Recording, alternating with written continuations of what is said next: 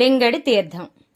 ఆ కాలంలో తెనాలిలో ప్రసిద్ధి చెందిన రామలింగేశ్వర ఆలయంలో కొలువు తీరిన రామలింగేశ్వర స్వామివారిని ఆ ఊరి వాళ్లే కాక చుట్టుపక్కల గ్రామాలతో పాటు సుదూర ప్రాంతాల నుంచి కూడా ఎందరో వచ్చి స్వామివారికి అభిషేకాదులు జరిపించి తమ యొక్క మొక్కుబడులు తీర్చుకునేవారు. ఆలయ పూజారి గుడిని గుళ్ళో లింగాన్ని మింగేసే రకం. ఆలయ గర్భగుడిలో శివలింగం సన్నిధిలో మాత్రం దీపప్రమిద ఉంచి ఆలయం అంతా చీకటిగా ఉంచేవాడు. భక్తులు అభిషేకం నిమిత్తం తెచ్చిన పాలని ఆ చీకట్లో ఉంచి గంగాలంలో పోసి ఆ తర్వాత రహస్యంగా పాలు అమ్ముకునేవాడు.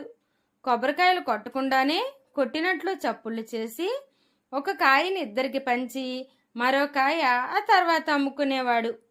అభిషేక ద్రవ్యాలు, తేనె, ఫలరసాలు, పెరుగు, పన్నీరు అన్నీ స్వాహా చేసేవాడు. ఆలయమంతా చీకటిమయం చేసి ఆ చీకటి మాటున తన అవినీతిని కొనసాగించేవాడు.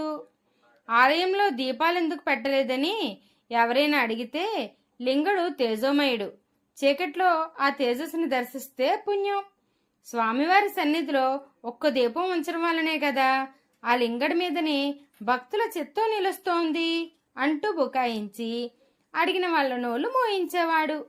పుట్టిన శిశువుకి నెల తిరిగేలోపే దైవదర్శనం చేయించాలి అన్న ఆచారాన్ని పాటిస్తూ రామన్న గారు ఆయన అర్ధాంగి తమ కొడుకుని శివాలయానికి తీసుకువచ్చారు. రామన్న గారే ఆ ఆలయానికి వంశ పారంపర్య ధర్మకర్త.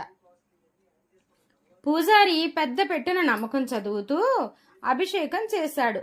అంతలో రామన్న గారి బావమరిది, అయ్యా శాస్త్రి గారు, లింగడి తీర్థాన్ని ఇస్తారా అని అడిగారు.